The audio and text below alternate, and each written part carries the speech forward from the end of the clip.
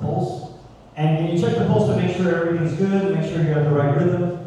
And so, anytime I go to a new place, a new city, the first thing I do is I try to take the pulse of what's going on. Try to figure out how does this place work, what's going on, where are the cool spots, where are the hidden spots. And so, taking the pulse of Taiwan in general, in my interpretation, we're just like, boom, boom, boom, boom. The beat of the city is amazing, the rhythm of the city is amazing. And when I got here, there was a lot going on. A lot of action, a lot of movement, a lot of people, everyone's doing something. And I love that. I love the rhythm, I love high energy. And so, for me, my takeaway was, there's a lot happening, but it happens in rhythm. In the traffic, all the mopeds, like, you don't have to worry about them. They're gonna figure it out. They're gonna get around you. And it all works in harmony. So a couple things I'll note. When I first came here, I'm adventurous, and I'll try anything. I won't ask what it is, I'll just eat it. And then either I'll like it or I won't. But one of the things I noticed with my first visit is the use of the egg. And so kind of hidden within here is my interpretation of the different variations of the egg that I ate here.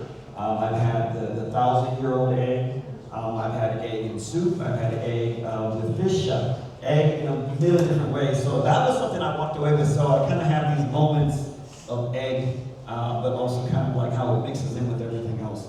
I do have two flowers that represent two different places coming together. As I mentioned before, the pollination between two different, I would say, species, two different entities, two different cultures, but having that exchange. But the other thing that I really took away is, in the background we have this transition kind of like from day to night. And in the very far background we have what can be perceived as the more traditional architecture, and also the deep roots in the history of the space.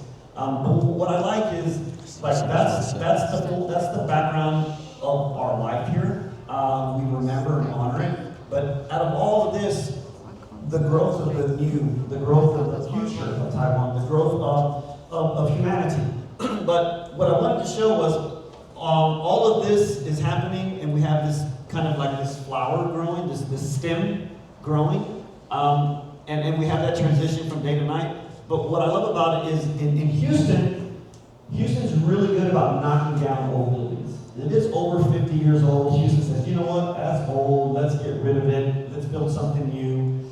But what I really found that I love about this space is how you honor your past, you honor your traditions, you honor your architecture.